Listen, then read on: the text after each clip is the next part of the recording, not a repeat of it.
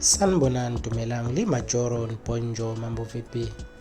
Usegcine exolisile wazehlisa uBig Zulu ngokuthi ubize uDumim Kokstad ngomfana ngesikhathi benokungaboni ngasolinye emidlalweni webhola obukade ukhona eGauteng ngempela sonto.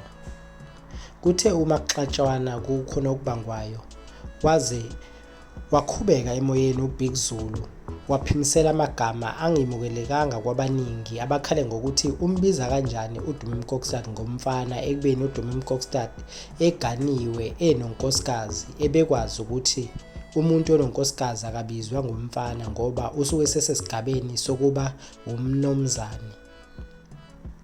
Uselibonile-ke iphutha lakhe uBig Zulu wabhala kwipage lakhe la ku-Facebook ukuthi uyaxolisa ngalokhu akushilo, kodwa inkulumo isamile.